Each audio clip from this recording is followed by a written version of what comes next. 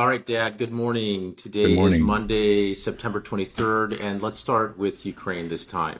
So Zelensky is in the United States right now, and he's supposed to be presenting his victory plan to Biden and Kamala Harris. Can you tell hmm us what this victory plan is and just your thoughts on this situation?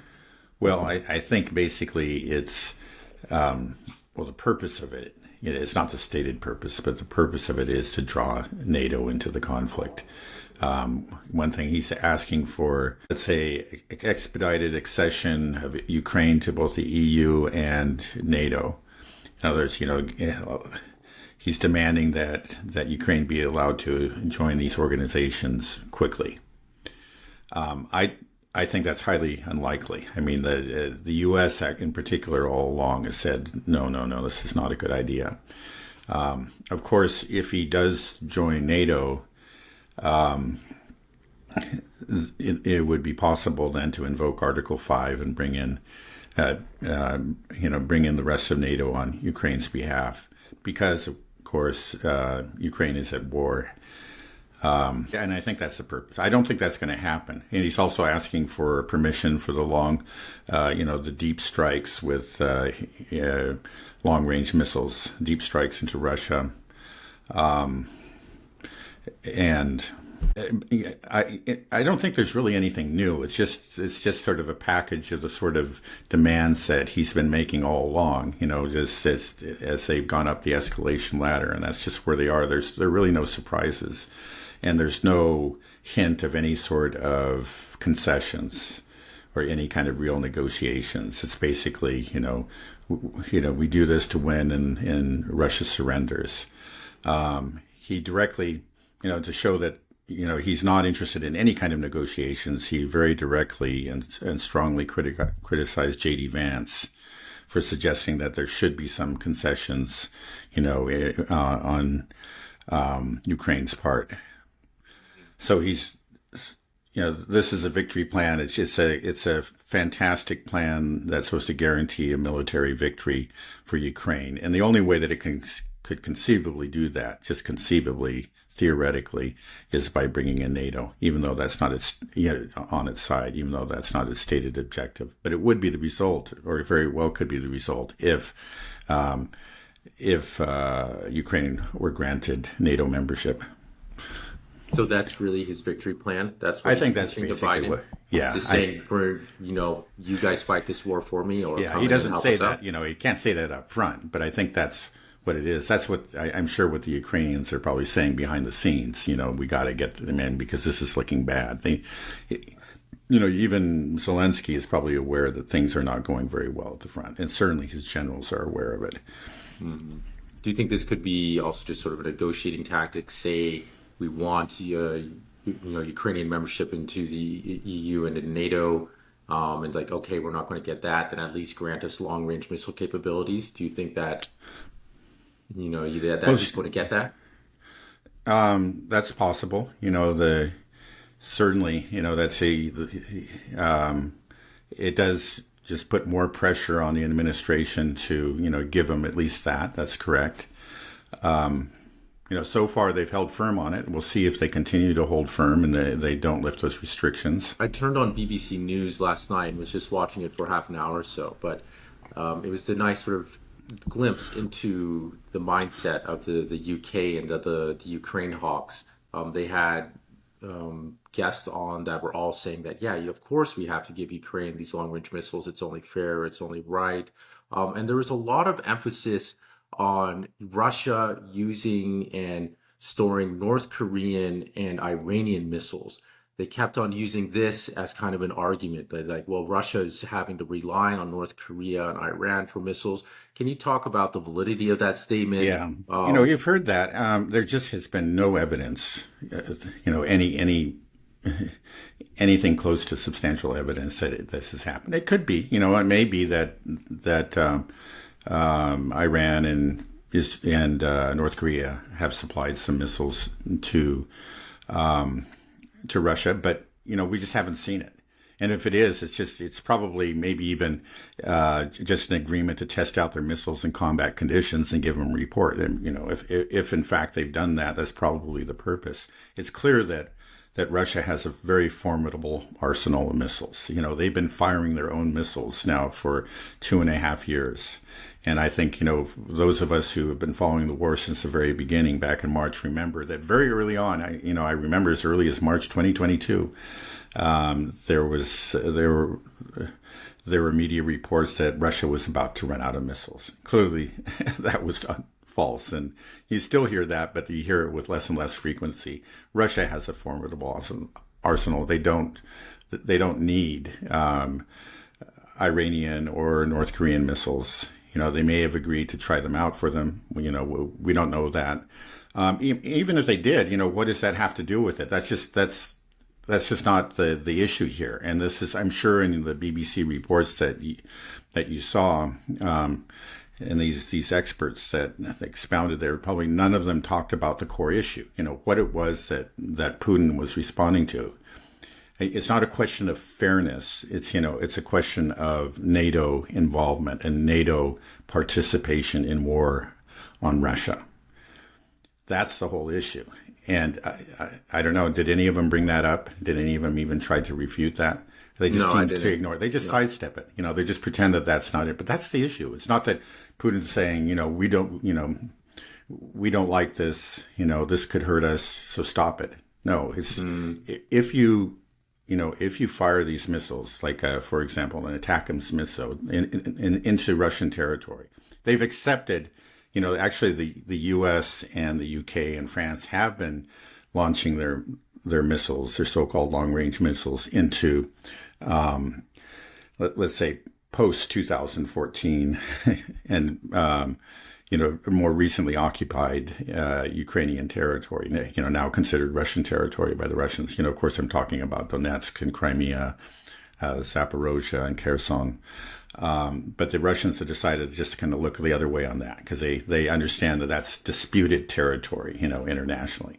But there's no dispute about, Belgorod and certainly Moscow or anything. This is Russian territory. And if these missiles are fired into that pre-2014 Russian territory, what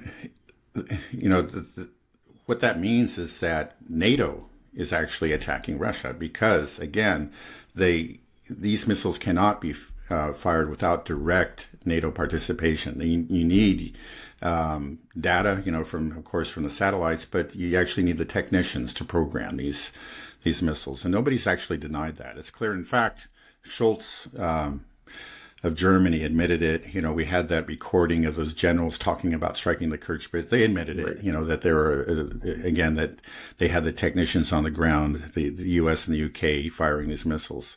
So that's what it would be. It would be a NATO attack. And it's amazing that nobody will talk about it. I mean, it's the media's job to actually inform a public and let them know what the issues are involved. And this is a huge issue because this means that your country is now attacking Russia. Let's talk about that, please. Yeah, no, the media's job isn't to inform people anymore, it seems like. It's just to frame the narrative. It was clear that these news reports, it was all about getting Ukraine that long-range missile capability. They have to strike back. Again, we have Lloyd Austin saying that, look, it wouldn't make any difference because they've moved their important air assets out of range of these missiles. So what is it? I mean, it's not going to affect really what's happening on the battlefield. And you're doing this you're bringing in NATO directly. Now, I don't know if the Brits are just so emotionally invested that they just can't think clearly and they don't even understand what they're doing, or if they are deliberately trying to, create a war between NATO and Russia. Is this a feeling that's mostly just held by the UK political elite, or a lot of the UK population has to be watching BBC? I always trusted BBC as when I was growing up, always as this was the definitive, informative international news source. It was the BBC. It was the pinnacle. And I wonder if its reputation has been tarnished as much as U.S. media in terms of CNN and the New York Times. Is it the same situation? Yeah, I think it's very much the same. It's been tarnished for anybody who's really paying attention and trying to get, a grasp of the objective reality. It's certainly been tarnished by the reporting on Gaza. And it's just been terribly, terribly lopsided, of course, on the Ukraine war, just as bad as, if not worse, than the U.S. media outlets. Do most people in the UK have seen through that and realize that this concept of fake news? My understanding is that, no, the situation really is grimmer in the UK. You have more dissent in the US, more awareness, but just in general. I don't think there's no real popular support for this war in Ukraine, but most people think that their government is telling them the truth. They may not. I think if you ask them, like, what are the issues that concern you, they're going to put something like, they're going to put economic issues first, and Ukraine is going to be way down the list. Among the elites, and BBC really reflects elite opinion. It just seems to be Ukraine's at the top of the list. It's an elite obsession, very much like in the U.S., but I think they just more extreme. Can we maybe even take a step back and talk about what were the original stated objectives of the war in Ukraine from both the Ukrainians and then the Americans, and how it's changed? Because I've heard different things about, defending democracy and then reclaiming Crimea. Can you say exactly what is the stated objective originally and what it is now, both the Ukrainians and the Americans? Yeah, well, we've actually heard different stories. Often. And this happens in every conflict. It becomes a fight of good against evil. And of course, we're the guys in the white hats. We represent good, and the other side is pure evil. And that's, more particularly framed as a fight between democracy and authoritarianism. So that's often how it's portrayed. Recently, Zelensky went to a munitions factory in Pennsylvania, I believe in Scranton, Pennsylvania, and he gave a speech like this: "You're defending democracy," and that, again, that's just kind of that's an old theme, going back to World War II or earlier, World War One. That's always been part of the kind of the American military mindset. It's always been the justification for war. It's always the way that popular support is drummed up. So that's always been there from the beginning. But certain people have let it slip, including Lloyd Austin. I think in the very early months of the war, that what we're trying to do is actually weaken Russia. And I think that's what the elites are looking at. This is the calculation that they made. And, it's generally not the state of, well, no, it often comes out. It's not, it's not really how they speak to the public, but it's just among themselves. And it does appear in elite media again and again. Our objective is to weaken Russia, ideally overthrow Putin. In the most extreme form, which you hear from example, the former, the Estonian prime minister, who is now the new foreign, I don't know quite what her title is, but like the equivalent of the foreign minister for the EU, said we need to break up Russia. We actually need to bring about its collapse and break it up. So just somewhere along this, from weaken to actually break it up, and hopefully to have Putin overthrown in the process.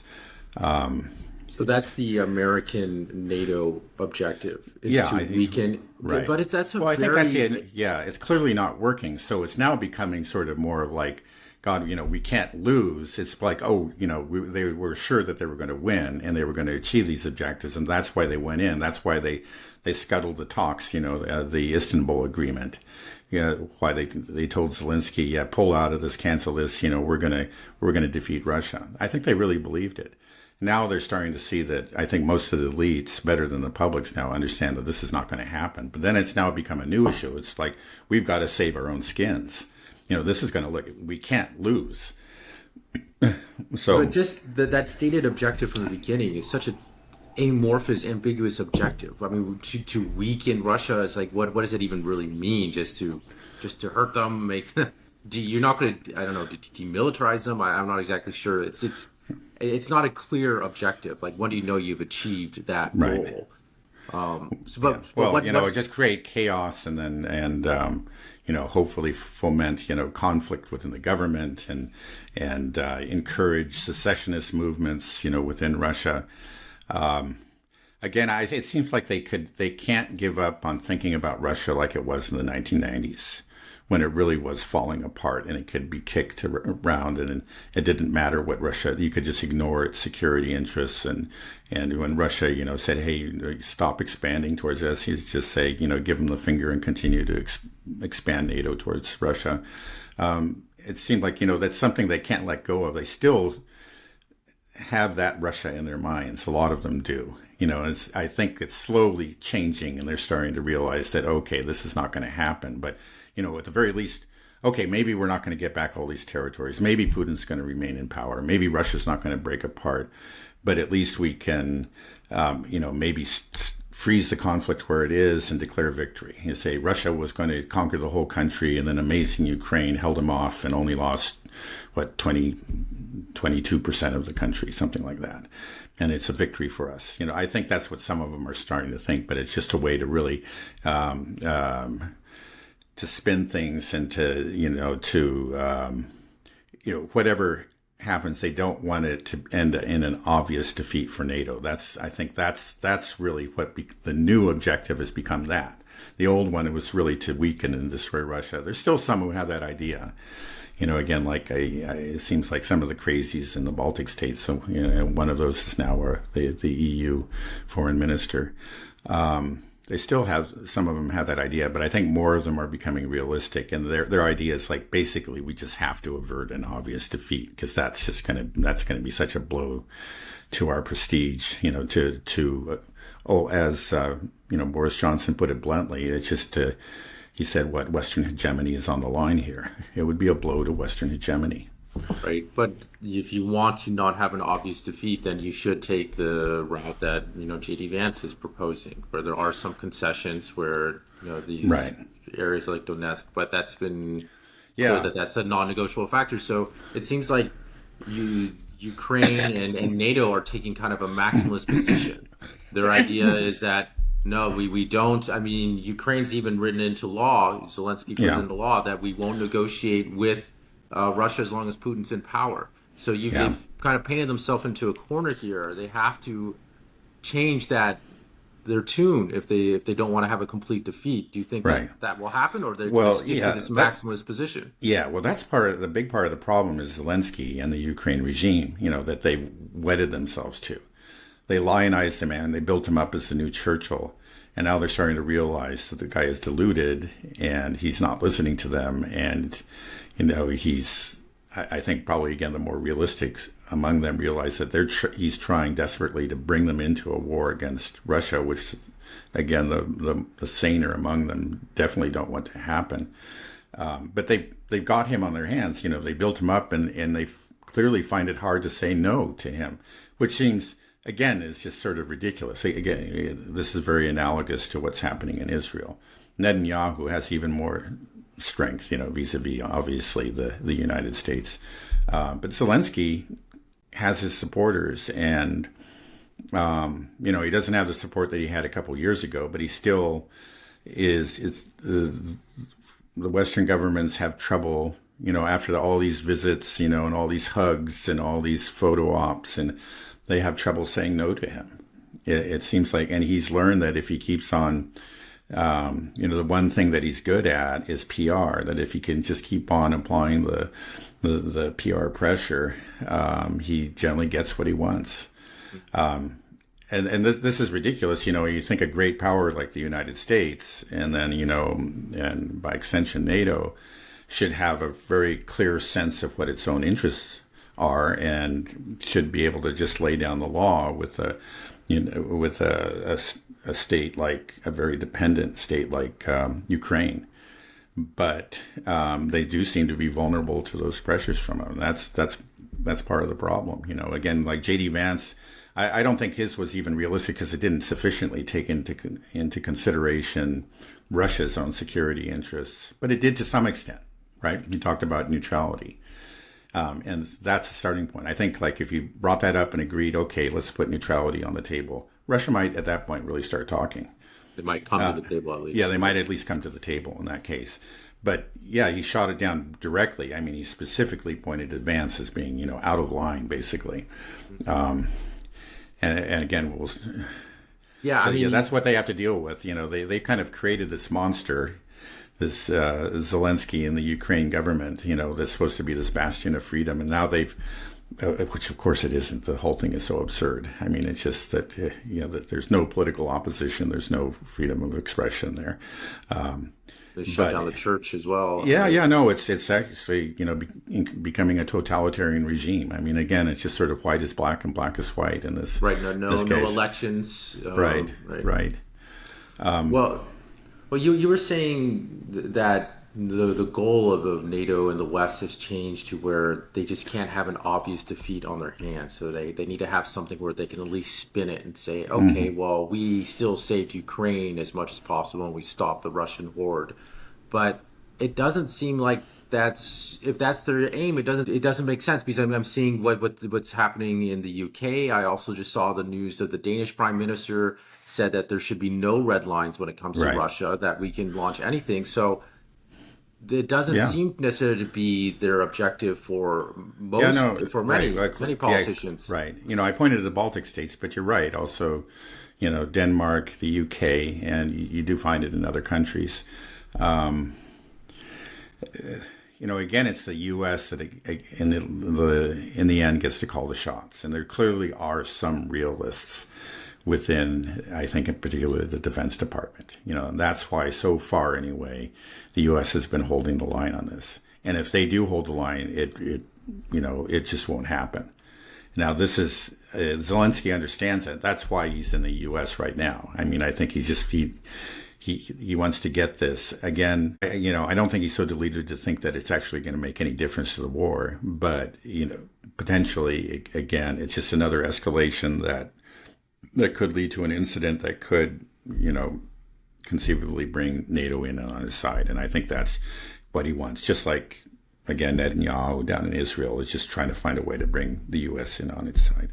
Right. And bringing in NATO, that means World War III when we say that. Yeah. No. Means. Well, we're talking about Israel. It could be a horrific, very dangerous regional war, but it doesn't. That potentially could involve nuclear weapons. So we're talking about something very serious, but it wouldn't necessarily mean World War III. But if we're talking about NATO against Russia, I think that's almost the definition of World War III right there. Right. It could mean the end of the world. And that's our man. That's his plan. That's Zelensky's grand plan. Well, he doesn't want to end the world, but he's willing to take the world to the brink. But he wants World War III. That's what we're saying. Yeah, I think he does. Yeah. Right. Okay, scary. Well, speaking of nuclear weapons, what is Russia's nuclear doctrine? Okay, they've talked about revising it recently. I don't know if I don't think they have, at least not officially.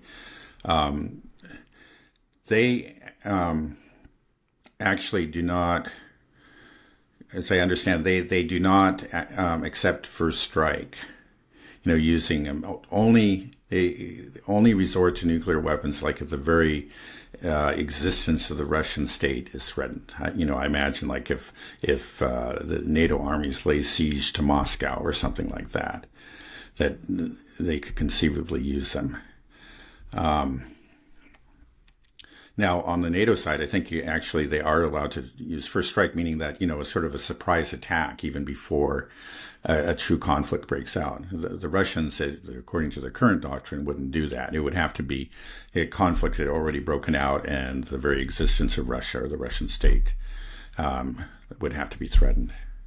Has that always been our nuclear doctrine, that we allow for first strike? I don't know, to be honest. I don't know how long. It's been that way for a while. A very aggressive doctrine that everybody has, sort of a doctrine saying as long as you don't mess with us, then everything's fine. Except there's one actor of the U.S. with our nuclear doctrine. We might do it. You don't know. It keep you on edge. It doesn't seem very polite, I should say. Well, that's a very gentle way of putting it. Right. Okay. Well, can you maybe just give us a quick status update of what's going on in Ukraine right now? Are they experiencing a real collapse Yeah. on the front Well, lines? right. I guess I wouldn't call it a collapse quite yet, but there's signs of the beginnings of a collapse. Like we said, it's continued that way. And yeah, the Russians are making advances up and down the line. There are places where almost nothing happened for a year or a year and a half, like Kupiansk, which is way up in the north, part of Kharkov. I remember during, the much ballyhooed so-called counteroffensive of 2023. In general, the Russians just held their, were on defense. But one place they went on to offense was up there at Kupiansk, and they marched rather quickly, and they went right up to Kupiansk, and it was kind of, and they entered a suburb of it, and it looked like they were going to take it, and then they pulled back, and then nothing happened there, since roughly June of last year. But this summer, they started up just in the last couple of months, and especially, in the last couple of weeks, they've actually made quite a few advances there. So that's, part of the line that's become reactivated, and they seized that suburb of Kupiansk, and they're moving right up to the river and different points. And then another place that was just, has been frozen for a long time, where very little movement was down in Zaporozhye. Again, this was one of the places where the 2023 offensive, attempted to break the fortifications lines. And of course, they never did that, but they managed to capture a few villages. And now, I think it was a few months ago, the Russians recaptured a couple of those villages. Then nothing happened, and now they're moving north right now, and they seem to be actually making a significant push. There was news that the Ukrainians, because they just don't have the manpower they used to, they stripped the defenses of a lot of soldiers there, and the Russians are taking advantage of it. So that's what you find. And then just everywhere in between, the Russians are moving steadily and actually, rather rapidly. And one place, an example, is Toretsk, is that city just south of Chasiv Yar and north of Pokrovsk, and also a little bit farther back east. But anyway, that was one of these major fortified cities. It was the larger area, not even including New York, which that suburb of Toretsk that the Russians took a few weeks ago. But if you just look at the rest of it, it's about a city of 50,000 people and very well fortified. But the Russians are moving in. Usually, this urban fighting can be very slow and can take months and months and months. But they're seizing several blocks a day, and they've taken what's called the citadel, the high-rise area, which is always a very important area. It's something the Ukrainians tend to, they use these high-rises as fortresses, where, from which they can observe the Russians and fire upon them from a height. And they've also seized other very important facilities within Toretsk. And it looks like Toretsk is just not going to hold very long. It just looks, the Ukrainians aren't putting up much of a defense. And then down south, another fortress city, in a place that the Ukrainians held for a long time, was Ugledar. Again, I have described it as just like kind of a castle on a hill. It was a rather small place, but just high rises on top of a hill. And it was just like the perfect fortress city for the Ukrainians. And then a year or 2 years ago, the Russians made a few attempts to attack it and failed, and I guess at least in one or two cases, they actually suffered some pretty heavy losses. There's one of clearly a victory for the Ukrainians. But now they have it almost entirely encircled. Just in the last day or so, they've been just they've been moving around and cutting off the very last supply route to Ugledar. And the Ukrainians themselves are saying the days of this place is numbered. Either we flee, and it looks like, they only got a couple of days to get out of there, or, we're going to be killed or have to surrender.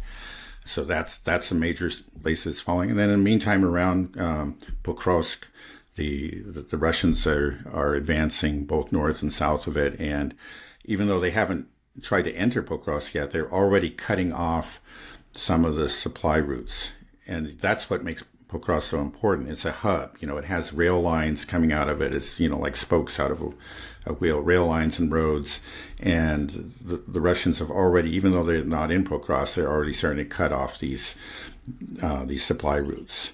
And that's having an impact, because, for example, Toretsk and Ugledar, both of them are supplied through Pokrovsk, or they were, and now it's become, they've lost their lifeline. So you see what's happening. These are all very important points. A lot of them where, again, the Russians didn't do much, but now they're advancing, and it's clear that the Ukrainians just don't have the manpower, or even if they had the manpower, they just don't have the new conscripts, the people that we've seen have been pulled out of buses and so forth. They just don't have the fight in them. They don't want to fight, so it used to be that it was just excruciatingly slow. The Russians would always advance, but it was sometimes excruciatingly slow. And now it's really, again, we're just seeing a kilometer a day, or within a city, you're seeing several blocks in a day, where it used to be maybe just one block. So where it counts, and this is the battle that counts, especially in Donetsk, the Russians clearly have the upper hand and are destroying the last of these fortified cities of the Ukrainians. And then after that, it's supposed to be it'll be much easier. So I think we will see it. It's already accelerating.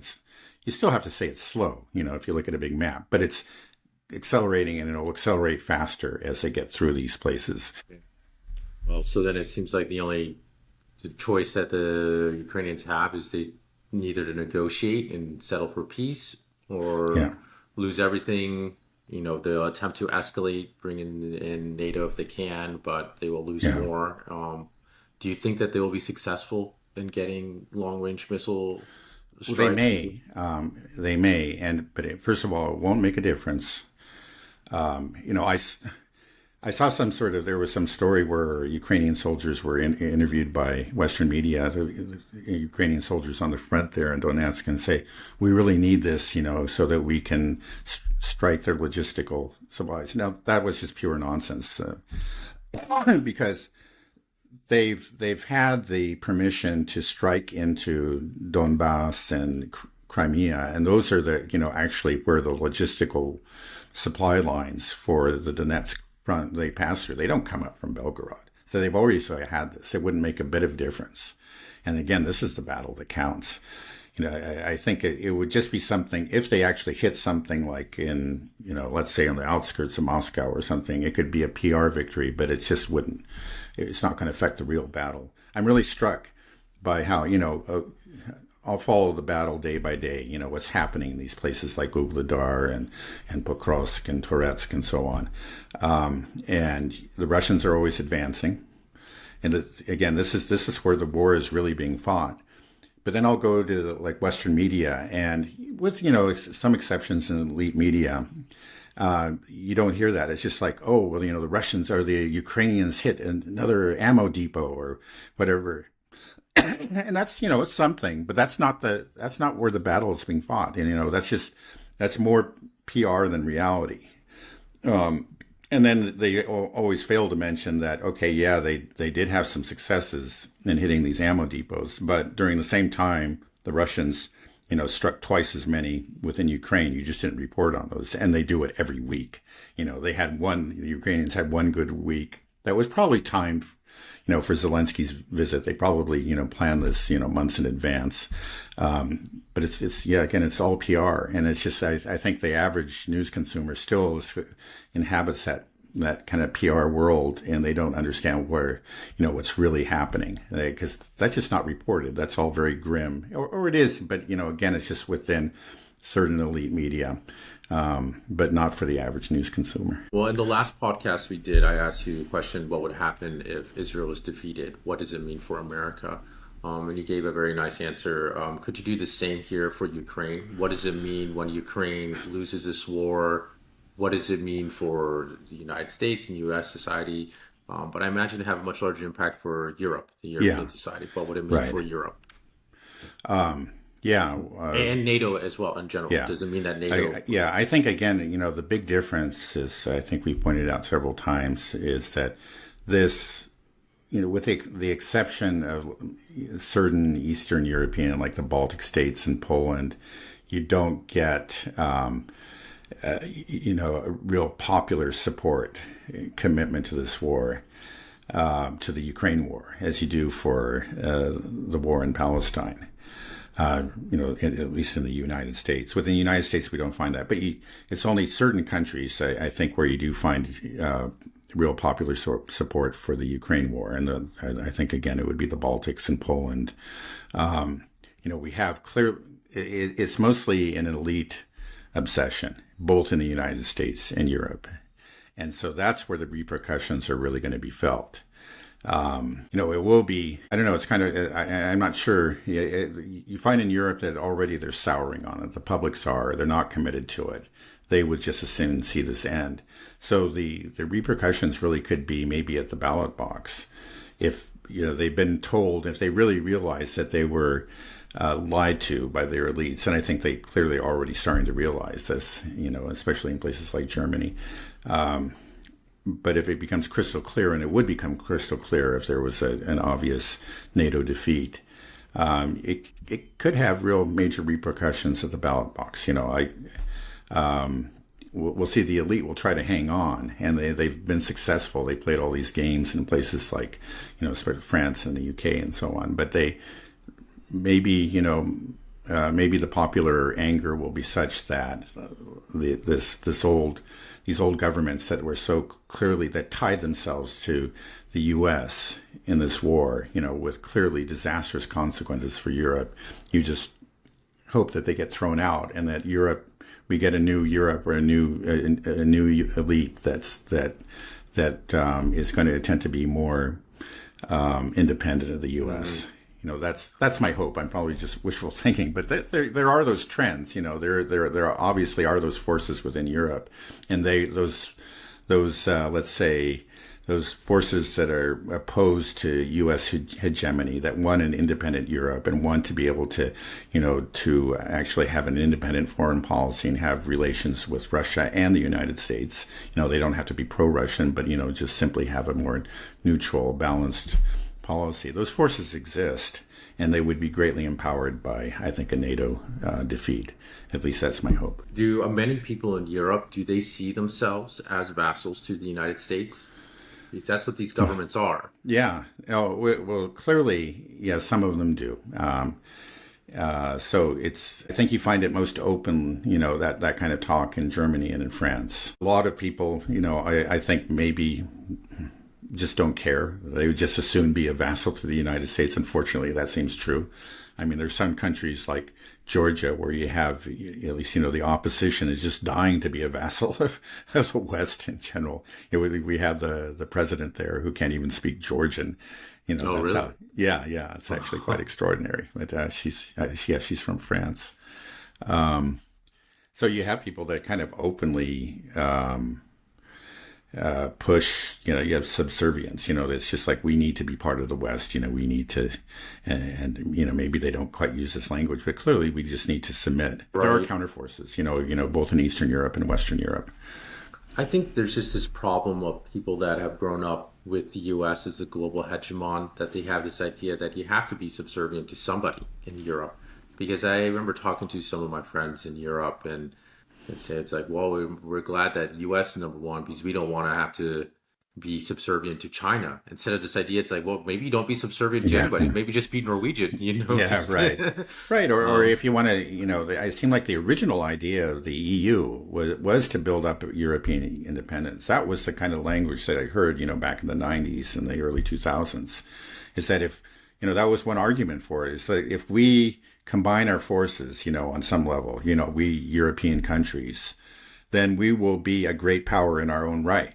And we can, steer our own independent course in the world. We don't have to be, vassals of the United States. And, that there was some truth to that. Unfortunately, the whole project got hijacked by the neocons, basically. Okay, well, I want to pivot over to the Middle East while we still have some time. So can you just quickly tell us what's the current situation right now between Israel and Lebanon? What's happening there?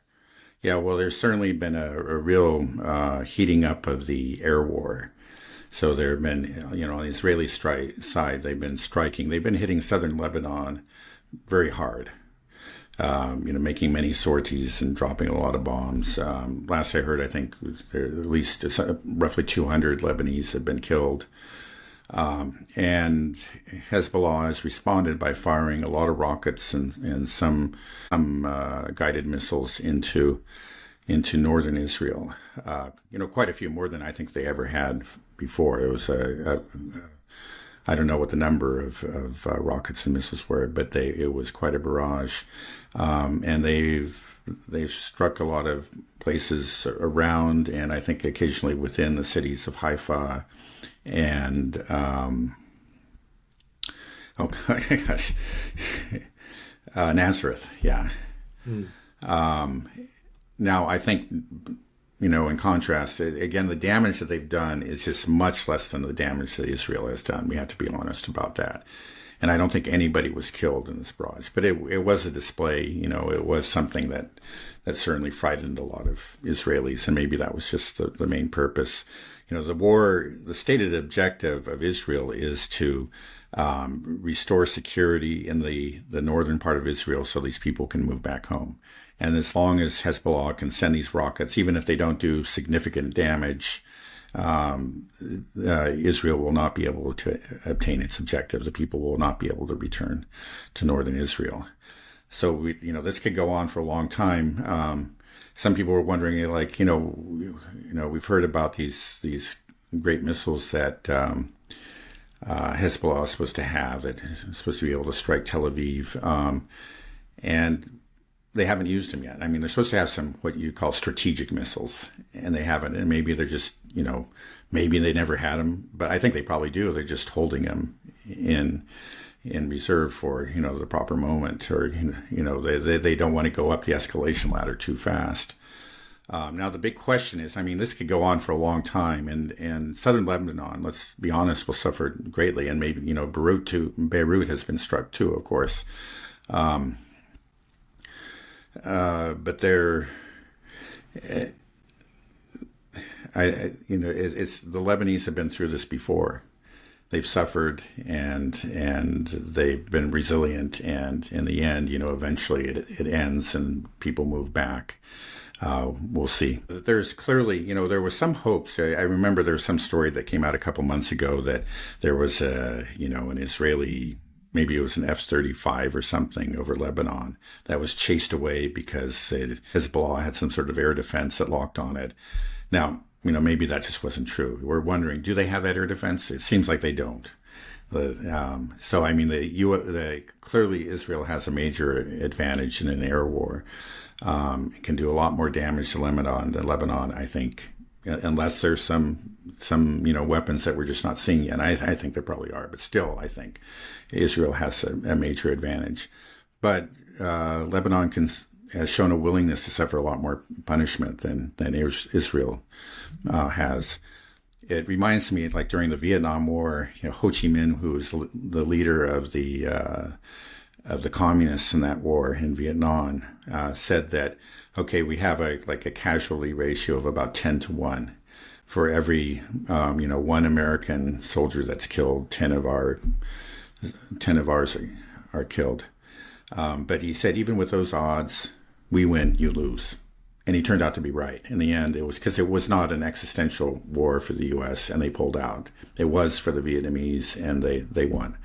Maybe something similar is going to happen here. It's just that in the end, okay, yeah, that you created a lot of rubble in southern Lebanon, but you couldn't stop. You couldn't neutralize Hezbollah. They still are able to fire enough rockets to keep the settlers out of the north. We'll see. So it sounds like Hezbollah is just kind of biding its time. I find it odd. I would have expected a little bit more of a retaliation or a larger display, because we've heard of all these rockets, and like I said, maybe they don't have the capabilities that we thought they did. It's hard to say, and I think, as you pointed out last time too, they may. Israel did kill a number of their top commanders, and that may have put them in some disarray, and that may be affecting their response at this point. We'll see. It may take them a little while to get their kind of back on their feet. And then the big question really is, will Israel go in on the ground? Because if they go in on the ground, I think that's where Israel loses its advantage. And in an air war, Israel has the advantage. They have this air dominance. Hezbollah can do some damage, certainly a lot more than Hamas can, but, not like Israel can do damage to Lebanon. At least that's what we've seen so far. But on the ground, it's going to be a different story. Hezbollah, again, if we... in 2006, when the Israelis tried to do that, after a month they quit. They pulled out. So we'll see if they may. I think if the only way for them to actually completely remove, the threat of missiles is you have to go in on the ground. That's been the lesson in previous wars. It was a lesson in the first Persian Gulf War and World War II. The Germans fired V2 rockets and at London. And the Allies made it a priority to hunt down these launchers, and they were trying to do that, and they never were able to eliminate them or even significantly dent the V2 capacity. It was only by taking the ground that they were able to put an end to it, and I think that will be true too for Israel. And that may be why if they go in on the ground, maybe that's why they realize that they actually have to control the territory. But that's going to be a very dangerous move on their part. That's where they're going to come up against real resistance. Mm-hmm. Do we have any signs on when that may happen? It could happen anytime. That, again, it was Gallant said that where the center of gravity is moving there. And in fact, they did move a lot of units north from Gaza up to close to the border there. So it could happen at any time. It seems like they're at least have given them the Israelis have given themselves the option of doing that. They do have the units in position there. Yeah, well, it seems like usually the strategy is, they had this Patriot attack, disrupt some of the communications, do some heavy bombings, try to damage as much of the military infrastructure as possible, and then move in with the ground forces. So it seems like we're in that phase right now of heavy bombardments in southern Lebanon to try to weaken whatever Hezbollah's forces have in the south, and then to move in. Probably soon, if I'm guessing. Okay, I have another question.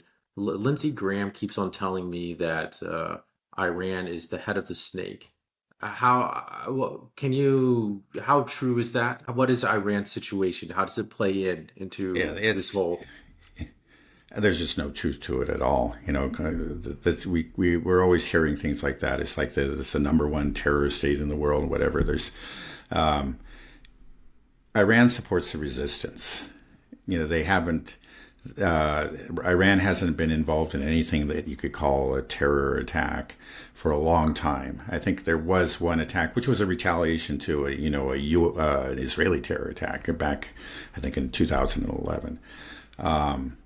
That's simply it's nothing but propaganda. I mean, it's the head of the snake. Iran it's even been agreed by, Israeli, by the IDF that Iran had nothing to do with the October 7th attack. That was carried out independently and without the knowledge of Iran or the support of Iran.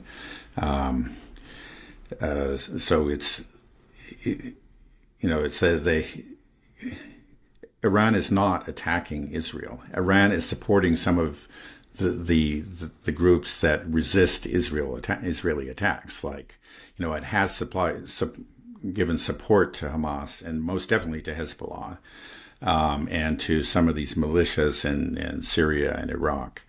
But these are not units that are attacking Israel. The one exception, of course, was Hamas attacked Israel, but that, again, the Israelis themselves admit, was done without any of the knowledge or the direct support of Iran. When you say that Iran's giving support, what does that mean when they're giving support to Hezbollah? Oh, it's I'm not sure. It's been stated they have supported them. Financially, financially, there's no question financially, and probably, they've provided them with advice. That's what they can't do a whole lot. It's not like they can, again, this is a tiny little piece of land that's been under siege by Israel for a long, long time. So it's not like they were actually able to, dock ships at the harbor there and support them. If there may be some weapons that have been smuggled in, but Again, it's in the end, it's Hamas has received some support from Iran, but I don't, actually, it's not clear exactly what form that has taken. So you're saying Lindsey Graham's been lying to me? Oh yeah, well, of course. No, it's just. Yeah, no, I mean, if you look at again, like what's happened between Israel and Iran over the last many years, it's clear that Israel is the aggressor. It's not, and we've seen that, of course, in recent times, the assassination, the attack on the consular facility in Damascus.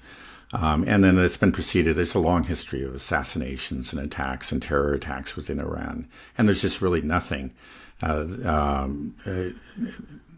no equivalent attacks within Israel. Now, recently there was some story that came out, that there was some elderly Israeli man who had been hired by the Iranians to carry out an assassination, or not. He wasn't supposed to be the assassin himself, but he was involved in a plot to assassinate Netanyahu. That's, who knows? It's you have to say it's not impossible. We've kind of floated the idea recently that maybe that's the form, an assassination might be how Iran chooses to retaliate against the recent assassination in Tehran. But, who knows? The whole thing, it could be simply a fabrication of Mossad's. I haven't heard anything more about it. It came out a few days ago, and then I haven't heard anything more about it. The whole thing sounded rather silly, but it's you have to say at least that that's not impossible. Maybe the Iranians were thinking of doing something like that. Yeah, it seems like the axis of resistance has been quite restrained, I should say. Iran, Hezbollah. I'm a bit surprised. I was expecting things to heat up a bit more quickly, especially after the assassination of Ismail Haniyeh. And I think many people may be wondering, well, this is just proof that the axis of resistance, Iran, Hezbollah, just simply don't have the military capabilities to go against a country like Israel. Do you think that's true, or it's simply they are waiting for the opportune moment, they're biding their time, they're letting Israel weaken itself through its own actions and become a further international pariah on the global stage? Yeah, well, I think there's probably truth to both those things. Again, Israel it doesn't have the overwhelming advantage that it used to, but it's still a formidable force. Sometimes we scoff at Israel. They're not as strong as they once were, but they still, compared to their neighbors, they're very, very powerful. And one of the reasons, of course, is they have the backing of the U.S. And Hezbollah and Iran, and they're all aware of this. And they know, too, they understand that Netanyahu is trying to goad them into a war. And they haven't taken the bait so far, They are the resistance. I think that's actually not an inaccurate description. When they describe themselves as the resistance, that's what Hezbollah. That's how it was formed in response to an Israeli invasion, and they resisted the invaders and eventually pushed them out. And we may see the same thing happen again. If Israel goes in on the ground, again, they will resist. And I think there's a very good chance. I think probably they will succeed in pushing them out. But they have to be cautious. I mean, they're not foolish. They've survived because they're not hotheads. They've had, they know they're dealing with a very, very formidable opponent, and they have to proceed cautiously. But if Israel kind of pushes them, really threatens their existence, then you may see that they're going to unleash, some of these strategic missiles or whatever we've been hearing about. They've been holding back because they want to have something in reserve for dire times. And if those come, then we may see what they're capable of. And if the existence of Hezbollah is threatened, then we may see Iran entering. I don't think Iran can afford to let Hezbollah be utterly defeated. Well, we've seen Israel suffer greatly just economically. It's lost a large percent of its population have left. Its reputation has been severely damaged. It'll be hard for it to recover if ever possible. But let's just say I have a hypothetical where let's say Biden takes some of Joe Rogan's alpha brain and becomes super diplomatic and a super genius and gives us some restores peace in tomorrow instantly, that everything just stops and there's no more conflict. Could Israel even recover from what's been done so far? Would it be able to I regain its footing even if the conflict yeah. ended? I think they've done permanent damage to themselves. Or let's say at least very long-term damage. It will take a long time for them to recover fully. I mean, there's just I think a lot of people now look at Israel with new eyes, and you're not going to change that. Or if they stop now, things won't get worse, but they're not going to get better, not for a long, long, long time. And this is in the court of public opinion, but also we're talking about like the business world and investment. I think they've seen both the instability on Israel's borders, but also within Israeli society. They've seen the rise of these militias and really the wild talk by a lot of Israeli leaders, and I think a lot of people have just stopped. They thought, I thought this was sort of like a little, I don't know, like France in the Eastern Mediterranean or something. This was a kind of a secular Western society that stable and safe and with a lot of highly skilled technicians and scientists, a good place to put your money. And I think they're going to look at it now and see a different place, and it's going to put a permanent dent into, let's say, direct foreign investment into Israel and to, business ties in general. Yeah, I think there's some probably admission or acknowledgement of that within Israeli society, which means that their only choice is really to move forward, right? They Yeah. can't stop. That they feel that the only way out now, and you said this last podcast as well, is that Netanyahu's committed Israel to a military solution. And it seems like there's no political force that's going to stop that. So the only way forward for the possibility of Israel to recover is to it's so impossible. That's the problem, though, Fantasco. They'd have to completely wipe out Hezbollah, destroy Iran, destroy the Houthis in Yemen, completely wipe out the West Bank and Gaza.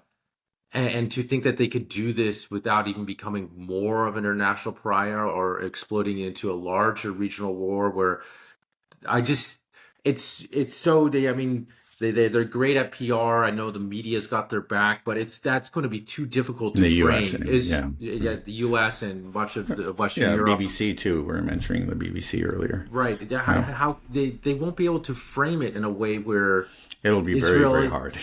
Yeah, they'll try. Of course, they'll try, but I don't think it will succeed. Yeah. And so I just don't see. I keep on playing this out. I'm just trying to calculate how can Israel get through this, and I just don't see any way that they can do it. Anyway, if they stop could the conflict, right? They could stop it. That still would be the most rational thing to do. But like we're saying, it would be an admission of defeat. It would just sort of like, okay, everybody, the dust settles, and then the Israelis look at Netanyahu and said, okay, what did you do? Now we're just a lot weaker than we were. The world hates us. We didn't defeat our enemies that you said they were going to defeat. Mm-hmm. We've got all this blood on our hands. It would be the safer, the saner thing to do on one level, but it's just not something that when somebody it's I think most of certainly the Israeli leadership, but most of Israeli society just really won't be able to accept such an outcome. And so I think that's why we see this headlong rush into a larger war. Mm. Right. I mean, at this point, I feel like the only possible way for Israel to continue as a state is if they go back to the 1967 line and get rid of those settlements in the West Bank. Yeah. But that's not going to happen. That's not going to happen. And then these settlers, we've talked about this before, Ben Gvir is handing out M16s to every single settler. They're armed. It's an army in itself. Right. That will probably be unleashed on the West Bank when when Israel goes into southern Lebanon. At least I believe that's a possibility. Or if they go into the West, yeah. Well, I'm yeah, saying maybe no. you may be right. Yeah, yeah. No, I think it could happen Right. during the chaos of the war. Right. The focus is will be on southern Lebanon, and they may very well and take that will advantage of get that. years, chance to like, okay, we're going to take Hebron finally now. They may go through Ramallah. I mean, I just saw that they're already conducting raids. They went through Jenin, as you mentioned before, and tore up. I've seen videos of them just tearing up the roads and just bulldozing houses. They just went into Ramallah, into the, I think, Al Jazeera office in Ramallah, and just terrorized people, ransacked. You see these reports every day. If you're looking for these news stories, you can see it. And people don't really pay attention to the West Bank because so much is happening in Gaza and Lebanon right now. But I saw reports of these militias, settler militias, went into a school in the West Bank and beat up the teachers and students just right there in the middle of school. Like, that's horrible. That's so horrific. But we don't even talk about it or think about it. I mean, just think about if any other country, you have your kid at school, you're teaching at school, and then these just armed thugs come in and they break so your teacher's arm right in front of you. They or shoot somebody, and it's horrific. Right. These things have been happening, of course, in the West Bank for decades, but there has clearly been an intensification of these kinds of attacks, no doubt, ever since October 7th, and people are barely aware of it. It gets very little coverage. Right. Yeah, I think people just don't understand the situation that Israel is now and what Israeli society has become, especially the extremists in the West Bank. And this idea of achieving greater Israel that's what keeps them moving. That's what gets them up in the morning. Right. So I just don't see a way out for Israel. I know we keep on talking about this, and I want to explore these scenarios. But like you said, war is full of unknowns. So that's right. They may find a way out, with the help of the U.S. and whatever. But looking at it right now, it's hard to see a way out. It seems to be a very, very bloody road ahead, and things will definitely get a lot worse before they get better. That's the way it looks to me. Mm-hmm. Okay, well, we'll end it on that note. Okay. All right. Thanks a lot, Dad. Have a good rest of your day. All right. Thank you.